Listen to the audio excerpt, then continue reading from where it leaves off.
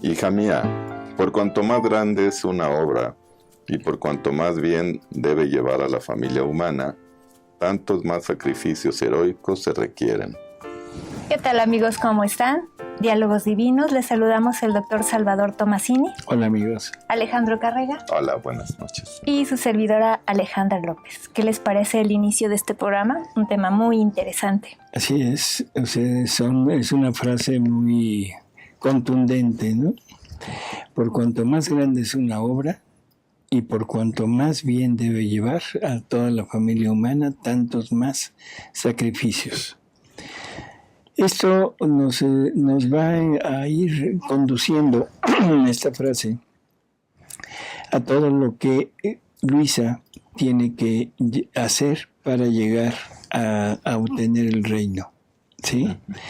De paso nos lleva a entender también todo el sacrificio, todo lo que tuvieron que hacer Jesús y María para la redención. Jesús incluido aquí con Luisa para el establecimiento del reino. Pero no debemos olvidarnos que esto también nos incluye a nosotros. No en la misma medida que Luisa, o sea, porque no el que inicia una obra siempre tiene que trabajar más para poderla fundar que el que llega ya cuando está fundada y simplemente llega a apropiarse o a habitar en aquella obra como si fuera un edificio. Dice Jesús que el que construye un edificio se sacrifica más que el que llega y compra aquel departamento, vamos a decirlo así. Sin embargo, el sacrificio también implica en el alma que llega a comprar porque hay que pagar. ¿Sí? Y ya hablaremos de ese pago, o sea que es el momento de este sacrificio que le corresponde al alma. Y algo que también es importante, porque unidos con Luisa y unidos con Jesús, nuestras obras van a dar un bien a toda la familia humana. O sea, un bien universal. Nos vamos a unir a todo lo que Luisa realizó y nuestros actos van como a aumentar o a duplicar todo ese bien que se le da a la familia humana. Así que entramos como segundo eslabón. El primer eslabón es Luisa y nosotros nos vamos a unir a este eslabón de Luisa para estar unidos a Jesús. Pero prácticamente vamos a compartir con ella todo lo que ella hizo y lo único es que nunca llegaremos a ser cabeza de misión. Ahora, ¿qué tanto compartamos con ella? Es qué tanta vida vamos a realizar en la divina voluntad. No es lo mismo aquella persona que le gusta, que quiere vivir en esta divina voluntad, pero que no tiene ¿cómo diríamos? Continuo sacrificio de atención, porque hay una lectura que vamos a ver donde debemos estar continuamente atentos. Todas las personas que no aceptan esta evolución en la espiritualidad, este cambio en la espiritualidad, definitivamente no van a estar viviendo en plenitud, sino van a vivir a veces y a veces no. Y esto es algo que Jesús nos dice con mucha tristeza, de que todos aquellos que van a vivir en su voluntad serán pocos, cuando que Él está dando su vida y su voluntad para todos, pero serán pocos. Y dice, porque muy pocos se animarán a este sacrificio que hay que hacer para llegar a vivir en esta voluntad. Así que bueno, vamos a empezar, vamos a ir leyendo, vamos a ir tratando de analizar un poco de qué se trata y vamos a empezar con esta lectura. ¿Qué te parece, Alejandro? Sí, perfecto. Es en el libro 22.8, julio 1 de 1927, en el párrafo 2, Jesús dice: Hija mía, por cuanto más grande es una obra, y por cuanto más bien debe llevar a la familia humana, tantos más sacrificios heroicos se requieren. ¿Cuántos sacrificios, penas, dolores y aún la muerte no sufrí yo para formar la obra redentora de las criaturas? Porque era obra grande, todo debía ser grande. Dolores, penas inauditas, las más infames humillaciones, amor invencible, fortaleza heroica y paciencia invencible. Todo debía ser grande, porque cuando una obra es grande, por todos los modos son tomadas las criaturas para poder recibir el bien que contiene en sí una obra grande. Menos algún obstinado o pérfido que a fuerza quiere huir. En cambio, cuando una obra es pequeña, no se requieren sacrificios grandes. Y por eso de una obra pequeña, no todas las criaturas pueden recibir el bien de ella, porque faltando lo grande, quien no encontrará el camino, a quien le faltará el terreno bajo los pies, a quien la luz, a otros les faltará la fuerza raptora de un amor sacrificado y doloroso. En suma, pocos serán los que podrán recibir el bien de una obra pequeña, porque le falta la vida y la sustancia de poderse dar a quien la quiera recibir. Ahora, hija mía, la obra del reino del fiat divino es la obra más grande, y mientras se da la mano con la obra de la redención, por la gloria divina y por el bien y santidad que llevará a las criaturas, supera la misma redención. Espérame, yo creo que esto vale la pena comentarlo, ¿no? Hemos siempre tenido en mente que la obra redentora es la obra más grande que Dios ha realizado, que la ha realizado por amor a nosotros y que es la obra en la que un Dios inmortal se hace mortal para venir a morir por nosotros. Un Dios impasible se vuelve pasible para venir a sufrir por nosotros y que abarca a toda la humanidad, a toda la familia humana, y es la que nos consigue prácticamente la restitución, a entrar, a poder volver a entrar en ese reino de los cielos. Efectivamente es enorme, pero incompleta, porque con toda la redención y con toda la santificación, la santidad en el hombre es incompleta. Y, como dice Jesús, para muchos, inútil. O sea, ¿por qué? Porque se van a condenar. ¿Qué se requiere para que esta obra de la redención sea total y sea totalmente completa? ¿Qué se requiere? El hombre. Bueno, el hombre, pero ¿qué más? Que el hombre llegue a su punto de origen. O sea, que la obra de la creación termine en donde empezó. Termine en el hombre, pero el hombre con vida divina y con voluntad divina. Como el hombre se salió, entonces ha habido todo un proceso de restitución de este hombre, pero la corona de la obra redentora y la corona de la obra santificadora no está todavía. O sea, y lo que va a coronar estas obras es esta obra del Fiat Supremo, esta obra del establecimiento del reino sobre la tierra, y es la obra en la cual todo va a quedar unido tal y como Dios lo había planeado desde el principio. Por eso está hablando de que es la obra más grande, ¿sí? Así que de alguna manera debemos entender que esto que está llevando a cabo Jesús a través de Luisa o junto con Luisa es el cumplimiento tanto de la obra creadora como el cumplimiento de la obra redentora. Por eso es que la llama la obra más grande, porque sin la corona no hay triunfo. Sí. Bueno, y suena lógico que cualquier esfuerzo que se hace es por tener algo más grande. Así es.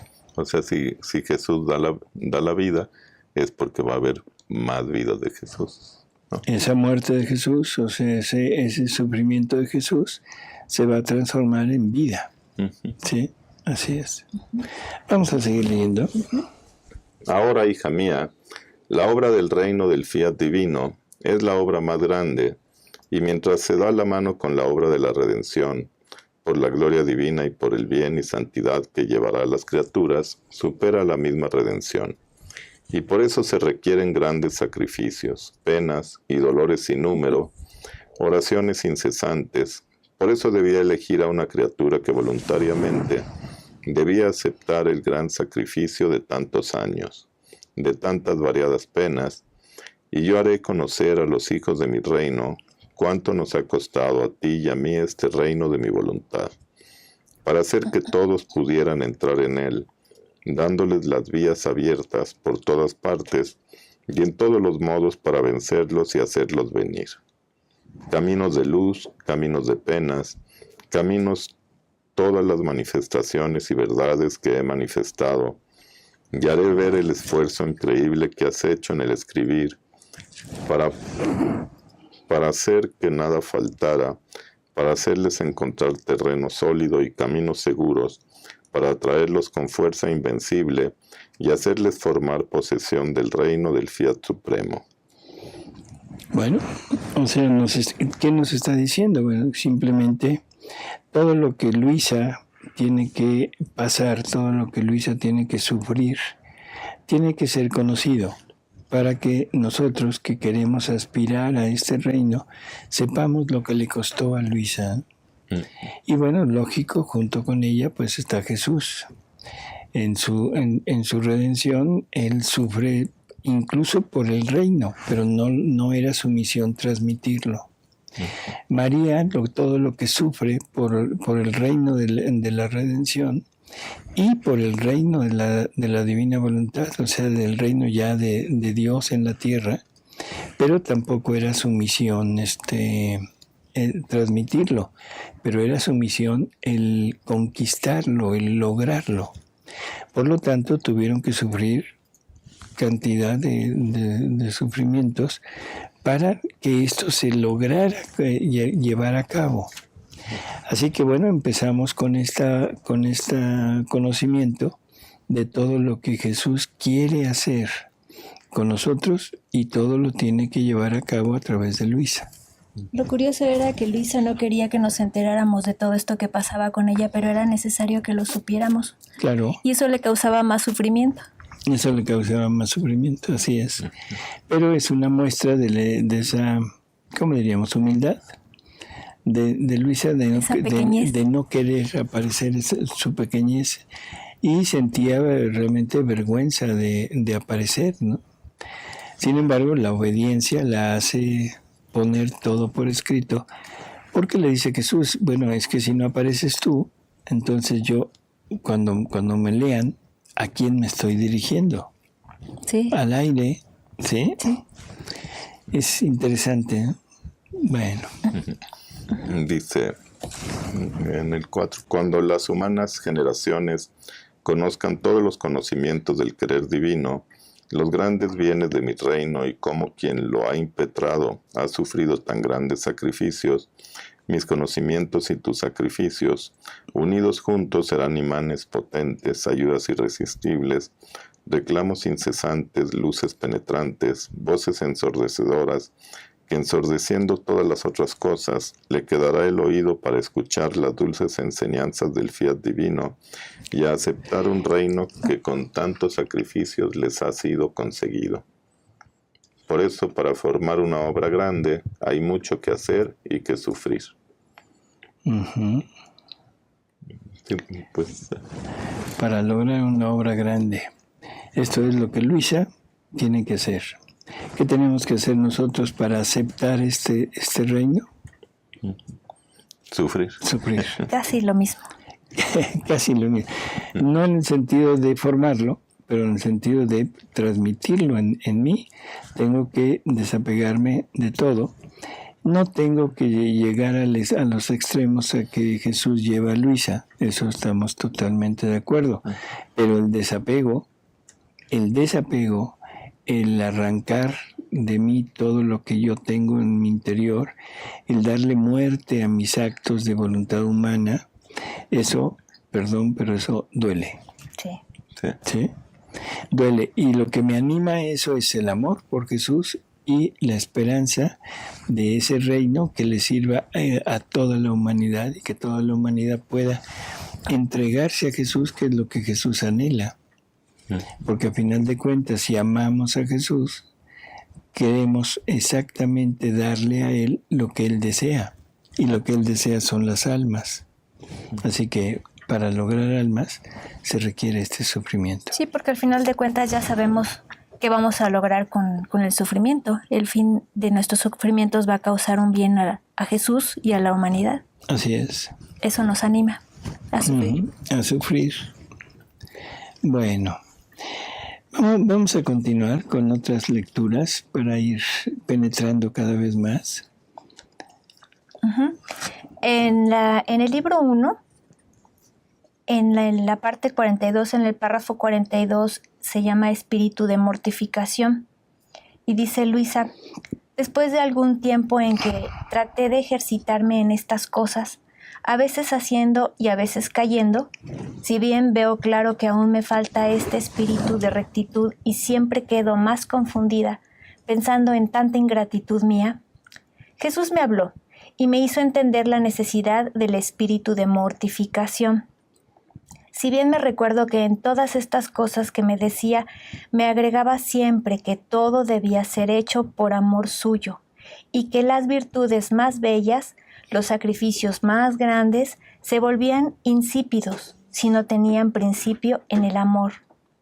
La caridad, me decía, es una virtud que da vida y esplendor a todas las demás, de modo que sin ella todas están muertas y mis ojos no sienten ningún atractivo y no tienen ninguna fuerza sobre mi corazón. Estate pues atenta y haz que tus obras, aun las mínimas, estén investidas por la caridad, esto es, en mí, conmigo y por mí. Esto es importante porque al parecer se desvió un poquito en la enseñanza, ¿no?, de hablar del sufrimiento, de esta mortificación. Se desvió como un poco hacia la caridad. Pero bueno, eso es lógico, porque la caridad es la que debe revestir todas nuestras obras y sobre todo las obras del sufrimiento. Ahora, la caridad, como la habíamos entendido antes, es el amor a Dios o el darle algo o participarle de nuestros bienes a otras personas. Y eso se tomaba como caridad anterior. Aquí nos está dando una definición de caridad totalmente diferente. Es hacerlo todo es por mí, ¿sí? En mí, o sea, dentro de él, o sea, obrar en el querer divino, eso es inmenso, eso habrá que irlo desmenuzando poco a poco. Y conmigo, o sea, por mí, en mí y conmigo. Entonces, todas nuestras obras, todo nuestro obrar, el que sea, debe ir en ese sentido. Y ahora, en ese sentido, ahora ya podemos empezar a entender lo que va a ser el espíritu de sufrimiento o de mortificación. Ahora vayamos directamente a la mortificación. Quiero, me decía, que en todas tus cosas, hasta las necesarias, sean hechas con espíritu de sacrificio. Hasta las necesarias. ¿A qué se refiere? ¿A las de la naturaleza humana? A la naturaleza humana. Las cosas necesarias. ¿Cuáles son? Comer. Respirar, latir, la digestión, el comer. O sea, todo eso son cosas naturales en nosotros, son necesarias por nuestra naturaleza, pero deberíamos de estar siempre atentos a darles vida en este sentido. ¿Con espíritu de sacrificio? Pero primero en caridad, porque es lo que está hablando, ¿sí? En caridad, y luego con espíritu de mortificación o de sacrificio, ¿sí? Aún las cosas naturales. O sea, si voy a comer, voy a hacer un sacrificio por Jesús, en Jesús y con Jesús. Lo debes poner como una mortificación. ¿sí? Lo puedes llevar incluso al punto material, de decir mortificación en el sentido de mortificar mi cuerpo. Cierto limitación en la cantidad de alimento, abstenerme de cosas que me gustan, tomar cosas que me disgustan. O sea, también podemos llegar a ese extremo, ¿no? Aunque en realidad ya el solo hecho de tener a la divina voluntad en nosotros y estarlo haciendo en ese sentido de caridad, en Él, con Él y para Él, estamos prácticamente unidos a la divina voluntad. Así que no habría tanto problema con no ponerle lo material. Porque lo mismo daría un acto de mortificación que un acto de no mortificación. No sé si me explico. A ver si no quisiera enredar más. Si yo como, y lo como en este sentido, es un acto divino. Si yo no como, o sea, pero en este sentido, es un acto divino.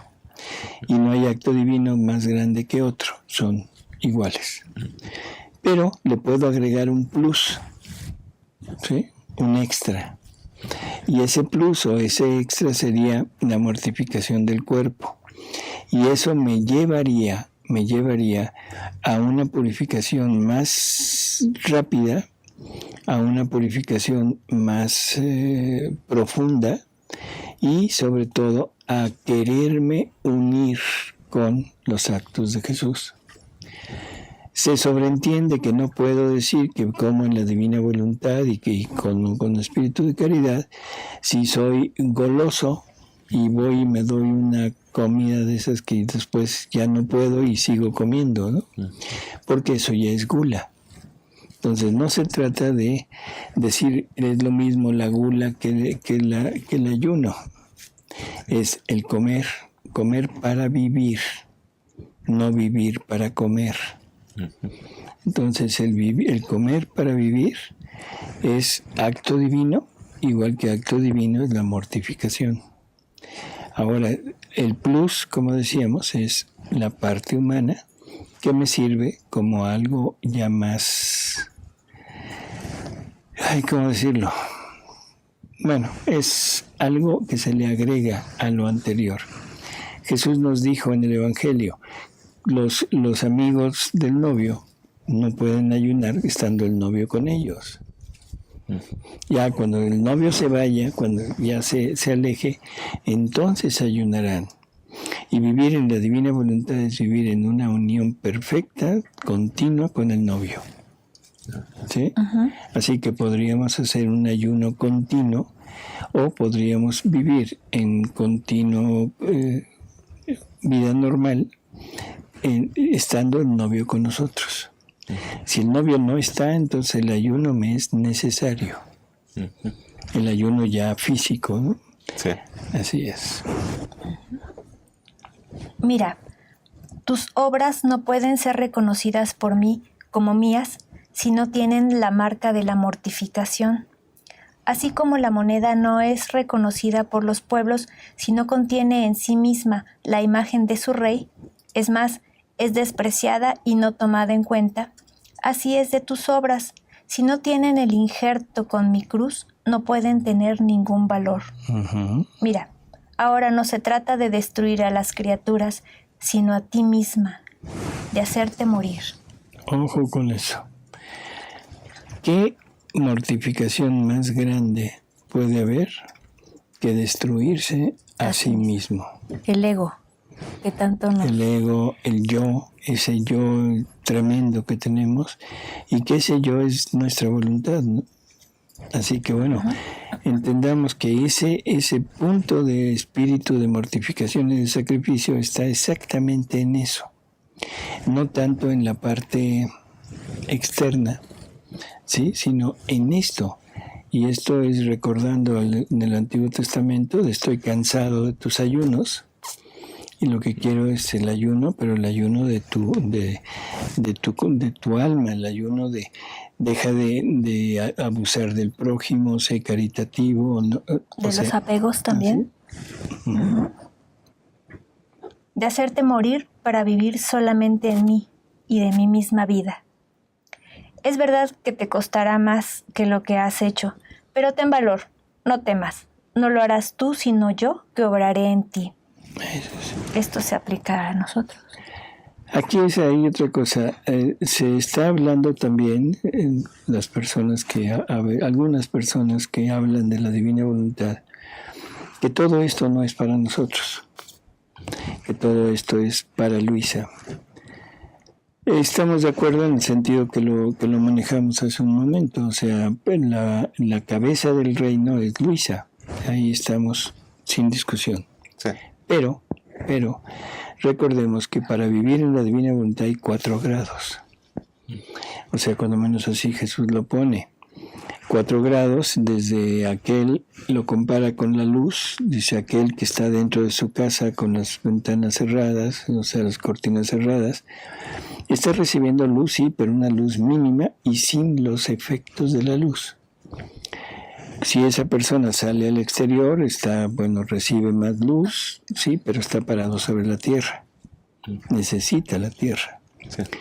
Si se sube a las montañas más altas, entonces va a recibir una plenitud de luz mayor y la tierra va a quedar muy allá, o sea, la va a ver muy lejana, pero sigue parado, sigue necesitando la tierra. Y el último grado es cuando el alma totalmente se arroja en esa luz, en ese sol, y se convierte en luz. Entonces la tierra desaparece del todo. Para llegar a este punto que nos invita Jesús a todos, se necesita la destrucción del yo. Si no hay destrucción del yo, jamás nadie podrá llegar a vivir en el 4º grado. Podremos vivir en el 2º o en el 3º. Los que viven en el primero son las personas que no se interesan de Dios para nada. Pero para llegar al 4º, que es ese lanzarse en el sol, llegar a tener la vida del sol, llegar a hacer lo que el sol hace, llegar a estar totalmente fundidos con ese sol divino que es Dios, necesitamos la destrucción total de lo humano. La tierra no aparece por ningún lado. Así que bueno, pues este es el punto. Esto para aquellos que quieran creer que no se necesita el sacrificio y la inmolación, bueno, se quedarán a vivir en el 2º o en el 3er grado, pero siempre parados en la tierra, siempre necesitando de la tierra. Por lo tanto, vida divina no, será vida humana y con actos divinos, eso sí. ¿Será una santidad muy grande? Sí, muy grande, mucho más que cualquier santidad que haya habido hasta ahora, pero nunca santidad divina. Sí. Así que santidad divina solamente aquellos que se arrojen en ese mar de luz. Pero esto que dice Jesús también es importante, al final que le dice, pero ten valor, no temas, no lo harás tú, sino yo que obraré en ti. Así es. Él es el que va a hacer todo. Es el que lo va a hacer, sí, pero tomando como punto de partida la disposición de nosotros. La criatura. Entonces, a la hora que él me pregunta, ¿quieres que lo haga? Yo digo sí, pero a la hora que lo está haciendo le digo, espérate, calmadito. Por ahí no. Por ahí no, las cosas son como dicen, tranquilo, mi chulo. Digo, esto lo oí en el avión, tranquilo, mi chulo. Pero es interesante. Es la parte difícil que es la formación de esta vida divina en nosotros, esa es de Jesús. La parte sencilla, que es la renuncia y la destrucción, es de nosotros. La disposición nada más. Así que, adelante.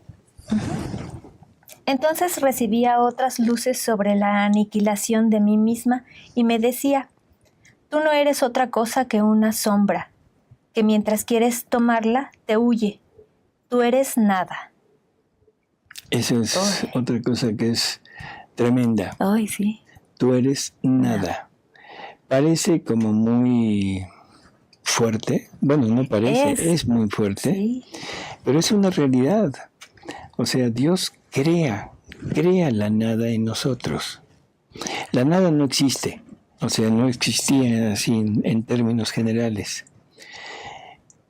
Como Él es todo, O sea, no puede haber nada que esté fuera de Dios. Y Dios no puede tener en sí mismo la nada. Entonces la nada no existía. ¿De acuerdo? Uh-huh. Pero Dios crea la nada. La crea en nosotros para poder poner su todo. Porque el todo no cabe en ningún lado más que en la nada. Porque la nada no le pone límite. ¿Sí? Uh-huh. Entonces, por eso es ese, llega a tu nada. Llegar a nuestra nada quiere decir quitar todos los, ¿cómo diríamos?, pensamientos que tenemos de que algo que somos. Es que yo soy esto, aún el humilde, yo soy humilde, yo soy, no sé, hojita del campo. O sea, perdón que lo diga de esta manera, pero soy. No, aquí es llega a tu nada. Ese es el punto. Uh-huh. ¿Tenemos preguntas? Sí, ¿qué pregunta? Arturo, es que decía una persona que sí podía ayunar a pan y agua 40 días en la divina voluntad.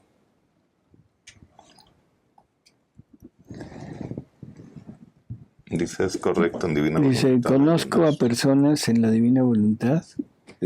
Supongo que dice, conozco a personas que lo hacen, ¿no? Uh-huh. Yo supongo que es eso lo que nos quiere decir. Es lo que estábamos diciendo. O sea, el ayuno material, el ayuno físico, es conveniente en la santidad humana, sí, porque es una mortificación tremenda, es una purificación, y hay que recordar que esto Jesús nos lo recomienda, pero es en la santidad humana. En el momento de que llega la divina voluntad y de que llega esta vida divina, se establece en nosotros. Ahora, cualquier acto que hagamos es divino y por lo tanto ya es un acto de Él, no es un acto nuestro. Para llegar a eso se necesita estar totalmente en la nada, o sea, lo que estábamos comentando ahorita, haber llegado a quitar todo lo nuestro, la destrucción de nosotros. Por lo tanto, ¿qué sentido tendría un ayuno de 40 días? Si lo hacen en el sentido de una preparación como para ir, no sé, preparándose para llegar a la divina voluntad y todo, bueno, no podemos decir que está mal, pero tampoco es el camino correcto, porque para vivir en su voluntad no hay llaves, no hay puertas, no hay caminos, no hay nada, no es un logro de la criatura el llegar a vivir en la divina voluntad, sino es un don de Dios. Y ese don de Dios se da solamente a los que están dispuestos. O sea, dispuestos quiere decir que yo acepto de antemano todo lo que Él quiera hacer en mí. Y lo que Él quiere hacer en mí es no que yo ayune, sino que me quite todo lo mío, que destruya todo lo que es mío, para que llegue a mi nada, que es como Él me creó, para ponerse Él. ¿Ya terminaste? No. ¿Hay otra pregunta? No. Pero hay preguntas, pero no son del tema. Yo creo que mejor seguimos con el tema, ¿no? Bueno. Yo me sentía tan aniquilada que habría querido esconderme en los más profundos abismos, pero me veía imposibilitada para hacerlo. Sentía tal vergüenza que quedaba muda. Mientras estaba en este reconocimiento de mi nada, él me decía: ponte junto a mí, apóyate en mi brazo, yo te sostendré con mis manos y tú recibirás fuerza. Tú estás ciega, pero mi luz te servirá de guía. Mira, me pondré delante y tú no harás otra cosa que mirarme para imitarme. Después. Eso es lo que Adán no hizo. Dice Jesús que Adán cae porque apartó su mirada de él y la posó en el fruto. Entonces, esa es una clave que tenemos. Siempre, en cualquier circunstancia, en cualquier cosa que nos pase en la vida, agradable, desagradable, cruz, mortificación, sufrimiento, lo que sea, Debemos tener la mirada puesta en Jesús y recordar sus palabras, que al alma que vive en su voluntad, todo lo que le suceda, todo, no importa si viene de parte de los hombres o de parte de Dios o de parte del demonio, todo es voluntad de Dios y todo es para su bien. Cuando nosotros tenemos una cruz, la que sea, si yo trato de remediar esa cruz, me estoy apartando. O sea, me estoy apartando y me estoy apartando del camino que Jesús me está poniendo. Entonces, ¿qué debo hacer? Debo afrontar esa cruz y decir, Señor, aquí estoy, y que me pase lo que me pase, no importa. O sea, aquí estoy. Así que bueno, tenemos esta ¿cómo se llama? Directriz que Jesús nos da y que a cada quien acepta o no acepta ese sufrimiento, ¿no? Después me decía, la primera cosa que quiero que mortifiques es tu voluntad. Aquel yo se debe destruir en ti. Cosa importante, ahora ya sabemos qué es el yo. La voluntad. Ese yo es la voluntad. Ese yo que tanta, no sé, guerra, batalla nos da, el yo. El yo siempre es algo que estamos en contra, bueno, no en contra, sino es algo que nos está llevando a la satisfacción del yo precisamente, o sea, del yo soy, de un yo soy que no soy. No sé si se entendió. Sí, que eso es lo que me conozco, pero que no soy eso. Así es. Y entonces es lo que nos aparta de Dios. Entonces aquí Jesús lo pone perfecto. Tienes que destruir tu yo, esa voluntad humana que tienes. Y yo creo que sería buen ejercicio escuchar lo que decimos en las conversaciones. Casi siempre empezamos, yo hice, yo puedo, yo logré, yo. Ahí ya empezamos con el yo, ajá. A mí no me pasa eso. Dices que a mí, dice, yo lo soy todo, así que no puedo decir. ¿No lo puedes decir? Muy bien, Alejandro. Dice, y quiero que la tengas sacrificada como víctima ante mí, para hacer que de tu voluntad y de la mía se forme una sola. ¿No estás contenta? Sí, Señor, pero dame la gracia, porque veo que por mí nada puedo. Y él continuaba diciéndome, sí, yo mismo te contradiré en todo y a veces por medio de las criaturas. Esto es a diario. A diario. Pero ese contradecirnos es cuando actúa nuestra voluntad. No sé si se entiende. Si ahorita llega alguien y me hace un daño, yo lo tomo como algo que me están agrediendo a mí.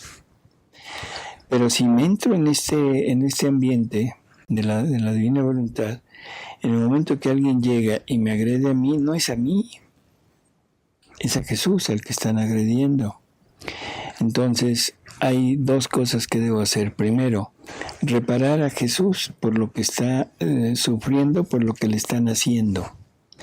Y segundo, agradecerle a Jesús porque gracias a esto que me están haciendo, yo puedo semejarme en sus penas y Él me está dando la semejanza en su vida de penas. Así que ese choque existe mientras está la voluntad humana.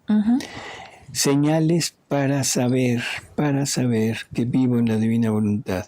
No sentir nada cuando soy agredido en el terreno que sea, o cuando soy, como dice Luisa, alabado, puesto en primer plano, porque tampoco lo debo tomar como mío, sino es Jesús que me lo está dando a través del prójimo. Hay dos preguntas. Una dice, ¿eso quiere decir que en una enfermedad, si busco al médico, me estaría saliendo de la divina voluntad? No. O sea, en una enfermedad, debemos recurrir a lo que está permitido, a lo que es dentro de la voluntad de Dios. Pero lo que debo hacer es no poner mi esperanza en el médico ni en la medicina. Sino toda mi esperanza está, mi confianza, más que esperanza, mi confianza está en Dios. Entonces, ¿qué pase con mi enfermedad? ¿Qué pase con la enfermedad de alguien que yo estoy cercano? Lo que Dios quiera, ¿sí? Sí. Pero hacer lo necesario. No se trata de tentar a Dios y decir yo no hago nada y que Dios me cure. No, sino voy a recurrir a los medios normales, y los medios normales es lo que Dios nos ha permitido conocer a través de la ciencia. Todo recurrir, por ejemplo, al brujo, o sea, este tipo de chamanes, curaciones de tipo esotérico, toda esa medicina alternativa moderna, es muy dudoso de su procedencia. Y así que definitivamente no deberíamos de acudir a ello. Y la otra pregunta dice, mi esposo se quitó la vida. ¿Eso fue voluntad de Dios? No, fue voluntad de Él. O sea, el por qué se quitó la vida, bueno, eso no lo sabemos. Eso es algo que Él tuvo, que no supo manejar en un momento dado, o quizá fue empujado, fue llevado a eso. Pero en realidad, que sea voluntad de Dios, no. Ahora, si lo que también existe en su mente es el temor de que se pueda haber condenado, eso también hay que ponerlo en duda. Porque en el último instante de vida, que ya hemos comentado en algunos programas, el momento de la pesca, que Jesús se le presenta, lo rodea de amor, le muestra todo lo que él ha hecho y le pregunta si quiere con él o no, ahí tiene un momento para arrepentirse y decir sí. Y algo más fabuloso, ahorita, en este momento, usted lo puede ayudar a decir sí en aquel momento, porque en la divina voluntad no hay tiempo. En la divina voluntad es un eterno presente, y sus actos que haga usted ahorita, en este momento, están presentes en el momento que él tiene que decidir, no importa si fue hace un año, hace 2, o hace 5, o hace 10. Así que tienen la oportunidad de poderlo ayudar. ¡Qué maravilla! ¡Qué maravilla! ¿Ya terminaste tu lectura? Sí. Leemos ahora. Sí. En el 28.5, en el párrafo 2, es de marzo 12 de 1930.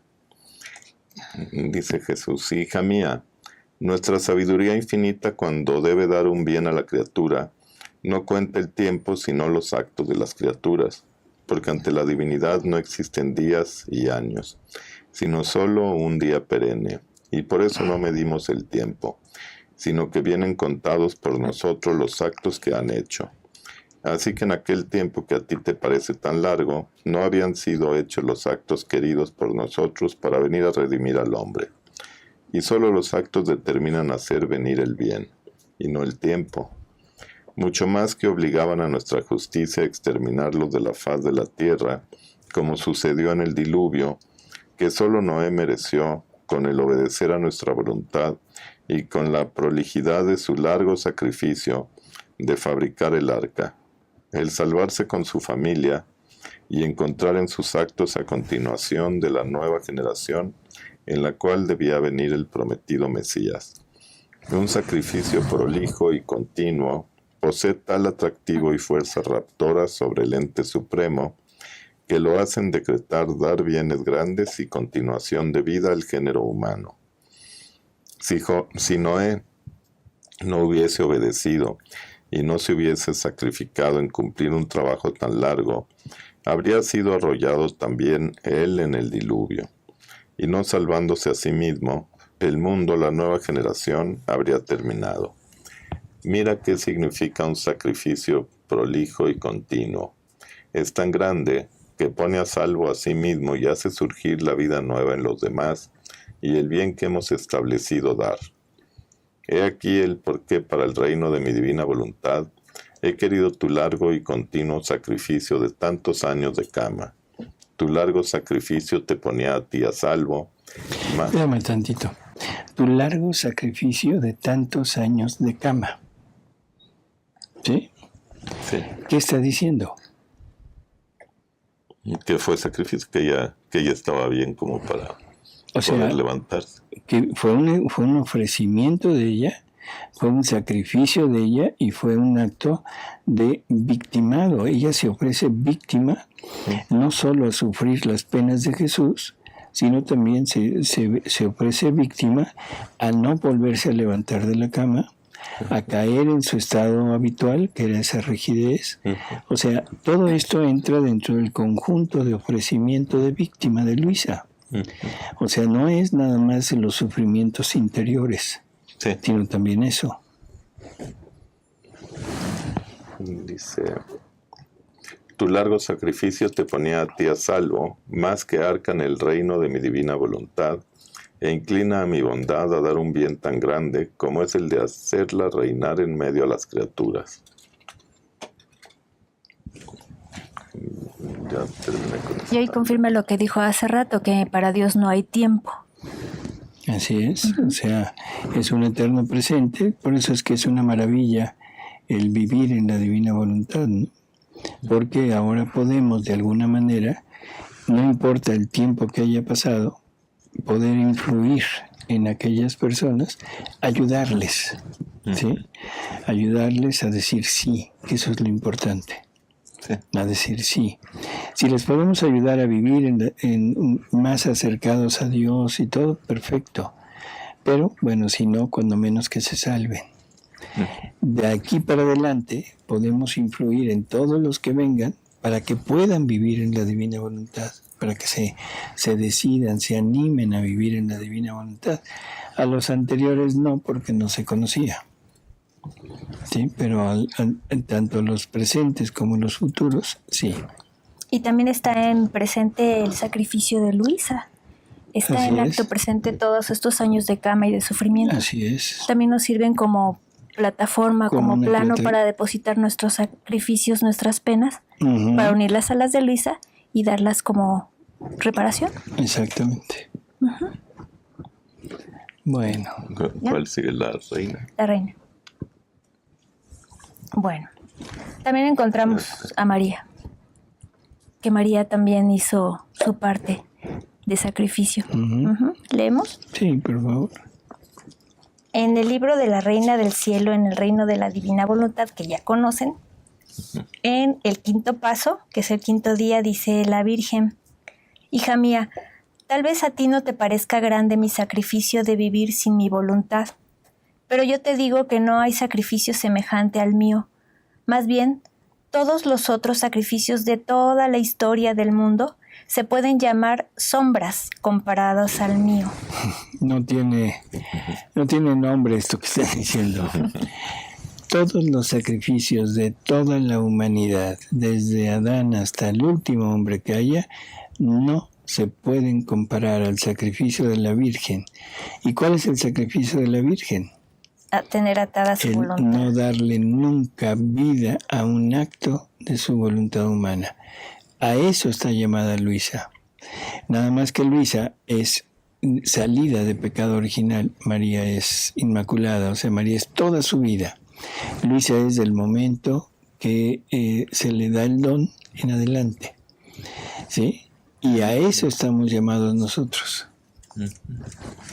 Sacrificarse un día, ahora sí y ahora no, es fácil, pero sacrificarse en cada instante, en cada acto, en el mismo bien que se quiere hacer por toda la vida, sin jamás dar vida a la propia voluntad, es el sacrificio de los sacrificios y el testimonio más grande que puede ofrecerse, y el amor más puro, cribado por la misma voluntad divina que puede ofrecerse a nuestro Creador.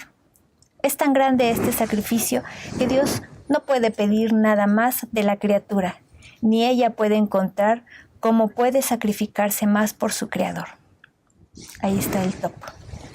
Así es. Lo máximo. Es el punto máximo, ese punto en que la criatura llega a darse todo y ya Dios no le puede pedir nada más. Así que bueno, pues ahí está. Todos los sacrificios de toda la humanidad juntos no se comparan a esto. Sí. Ahora, en la lectura 671 de septiembre 13, 1904, dice Jesús: hija mía, cuando un alma me ha dado su voluntad, no es dueña de hacer más lo que le place. De otra manera no sería verdadera donación. Ojo con eso. No todo el que me diga Señor, Señor, entrará en el reino de los cielos. No todo aquel que diga ven divina voluntad a obrar en mí, estará haciendo vida divina. Dice, mientras que la verdadera donación es tener sacrificada continuamente la propia voluntad a aquel que le fue donada. Y esto es un martirio de atención continua que el alma hace a Dios. ¿Qué dirías tú de un mártir que hoy se ofrece a sufrir cualquier tipo de penas y mañana se retira? ¿Dirías que no tenía verdadera disposición al martirio y que un día u otro terminará por renegar de la fe? Lo mismo digo yo al alma que no me deja hacer de su voluntad lo que me place, y ahora me la da y luego me la quita. Y le digo, hija, no estás dispuesta a sacrificarte y martirizarte por mí, porque el verdadero martirio consiste en la continuación. Podrás decirte resignada, uniformada, pero no mártir, y un día u otro podrás terminarla retirándote de mí, haciendo un juego de niños de todo. Por eso está atenta y dame la plena libertad de hacer contigo según el modo que más me plazca. Esto, bueno, es toda una pedagogía de Jesús, ¿no? Y nos va llevando poco a poco hacia esto que hemos mencionado en ocasiones, de que el vivir en la divina voluntad es todo un proceso evolutivo, pero un proceso evolutivo a nivel espiritual. Ese proceso evolutivo tenemos la intención de llevarlo a cabo en un programa próximo, porque es necesario ir entendiendo que lo que hoy hacemos, mañana ya no se debe hacer, sino se debe hacer otra cosa. Que si nos obstinamos en seguir en lo mismo, eso es impedimento para poder llevar a cabo esta vida en la divina voluntad. Entonces debemos ser muy dóciles para entrar en este ambiente y aceptar esos cambios que va a ir habiendo. Pero bueno, ya hablaremos posteriormente de eso. Leo unas preguntas. Sí, por favor. Dice, ¿cómo se puede llegar a la nada si todos los días tenemos que tomar decisiones? ¿Cómo sabemos que esa decisión es voluntad de Dios? Jesús nos da un ejemplo muy claro. Dice, yo también tenía que ocuparme de la escoria. O sea, la escoria es lo desechable. Dice, tenía que ocuparme de las cosas naturales de la vida, dónde dormir, dónde comer, en fin. Pero eso no daña la santidad divina. Si esas decisiones las tomamos con la intención de darle vida a la divina voluntad, en esa intención. Digo, en esa acción, perdón. O sea, yo lo que intento a la hora de decidir algo es que la divina voluntad sea la que decida. Eso no quiere decir que siempre la divina voluntad va a decidir lo adecuado, sino lo que quiere decir es que le estoy dando vida a la divina voluntad en ese acto. Y eso es lo que cuenta, eso es lo que Él quiere. O sea, puede ser que no resulte lo que queríamos. Puede ser que no resulte, o sea, pero sí entender que Él no resulta humanamente, pero resulta divinamente porque le di vida a la divina voluntad en aquel acto. Hay otra pregunta, dice, en sí uno no sufre constantemente, no vive en la divina voluntad. Al principio se siente sufrimiento, pero a veces no se siente nada, casi no se sufre todo el tiempo. Eso es señal que no se vive. Y aunque a veces uno desea sufrir, aunque sea con cierto temor. Y aunque sea. El sufrimiento no se trata de un sufrimiento sensible en el sentido físico de la palabra, sino se trata del sufrimiento, del abandono, del desapego a lo nuestro. Dependiendo de qué tan adelantado estoy, perdón por la palabra adelantado, pero no encuentro otra, en esta vida, en la divina voluntad, es el esfuerzo que tengo que hacer. Vamos a poner un ejemplo, o sea, alguien que está aprendiendo un oficio, al principio debe hacer mucho esfuerzo, mucha atención. Después de un tiempo se va adquiriendo la práctica y lo vamos pudiendo hacer con más facilidad. Así que no es malo el tener esta familiaridad con lo que estamos haciendo, ¿no? Dice Betty, quería preguntar que si la gente o los que fuimos alguna vez a las personas esotéricas o adivinación y queremos vivir en la divina voluntad, ¿quedamos contaminados o no? Temas. Bueno, se habla mucho de que adquirimos ciertas, ¿cómo diríamos? Daños, abrimos puertas de Jesús. ¿Dónde quedó el supuesto daño? En ningún lado. Ya se fue el yo, que es en donde podría estar el daño. Así que yo le diría, si realmente le interesa la divina voluntad, realmente se siente llamada a vivir esto, despreocúpese de lo que hizo antes y ponga toda su atención en esto y no piense más en aquello. Una segunda pregunta del tema. ¿Esos pecados de andar buscando hechiceros, chamanes, todo ese tipo de espiritismo, sería un pecado en contra del Espíritu Santo? No. El pecado contra el Espíritu Santo es el dudar del perdón de Dios. Y no importa en dónde haya yo estado, si yo tengo la confianza de que Dios me puede perdonar, perdón, pero no estoy pecando contra el Espíritu Santo. Judas, no hay pecado más grande que el de Judas. Judas no quiso matar a un hombre, quiso matar a un Dios. Y no lo quiso matar una vez, sino lo quiso matar en cada uno de nosotros. Fue un deicidio a lo universal. Sin embargo, Jesús hubiera dado su perdón con todo su corazón y Judas hubiera sido su más grande conquista. María, cuando Jesús es enterrado, lo primero que les dice a los que le rodeaban es: busquen a Judas, porque le quiero entregar el perdón de mi hijo.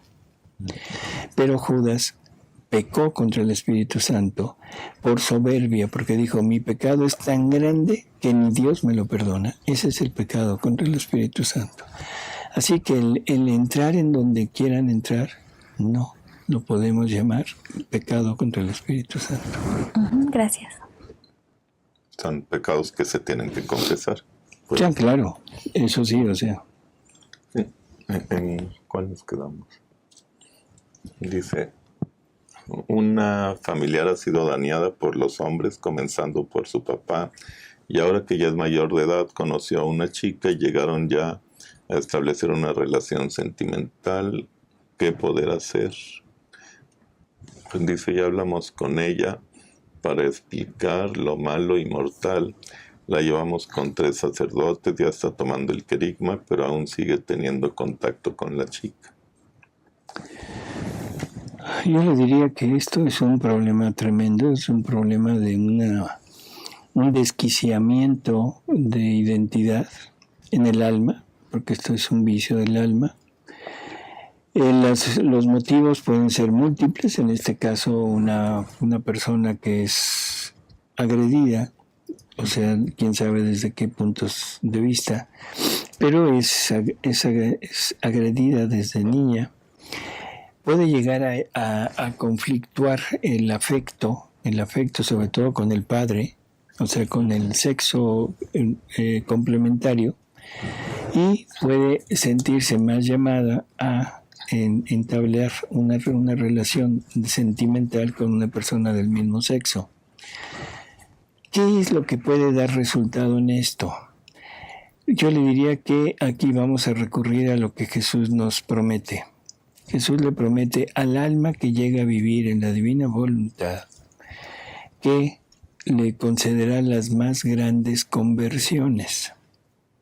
Las más grandes conversiones. Y aparte, le promete que ninguno de los que le pertenecen a esa alma se perderá. Yo creo que eso ya es una tranquilidad. Segundo, los actos de la divina voluntad que se hagan se pueden poner a disposición, todas las gracias y todos los dones que Dios concede a esos actos, porque uno está pagándole a Dios a nombre de todos, o sea, a nombre de esta persona también. Dios corresponde con gracias, con dones, y eso uno lo puede poner a disposición de esta persona para que en algún momento dado le llegue más luz y pueda entender. Yo creo que eso es como lo principal. Segundo punto que es importante, y en la actualidad creo que esto está medio distorsionado. ¿Debemos aceptar o no a estas personas? A la persona se le acepta. Lo que no se debe aceptar es el acto, o sea, el pecado.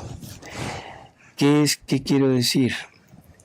Esta persona es aceptada como persona única, pero si llega en pareja, a la pareja no se le acepta, porque eso es aceptar y estar hablando, estar dando nuestra anuencia al pecado. Entonces, yo creo que si usted se dedica a vivir en la divina voluntad y con estas intenciones, no podemos decir cuándo, eso es decisión de Dios dependiendo de la criatura, pero esa persona se va a convertir. Si se actúa en el divino querer, se actúa fuera del tiempo en un eterno presente. Entonces en el pasado se pudo haber dado luz a una persona en su vida para su conversión, por ejemplo. Sí, así es. O sea, cualquier persona que quiera, que viva en la divina voluntad, puede actuar en las personas pasadas, tratando de influir un poco en su vida, en su conversión, en su modo de actuar. Así que no hay ningún problema con eso. También en las futuras. En las futuras también. Dice, la homeopatía de forma tradicional, puros medicamentos, no más, es permitida por la divina voluntad. La divina voluntad no se entromete con estos temas, porque se supone que ya están tratados desde el punto de vista de nuestra doctrina. La homeopatía es una ciencia, o sea, igual que la medicina alópata, y es una ciencia que ha sido poco a poco practicada por el ser humano. El único pero que se le pone es que es el origen de ese conocimiento, y el origen de ese conocimiento es de origen masónico. Entonces ahí es donde hay cierta duda, ¿sí? Cierta duda de si eso no es correcto. En realidad, o sea, de que sea efectiva, efectivamente es efectiva en algunos casos, no en todos, pero ¿de dónde sale ese conocimiento? Ese es el punto a discutir.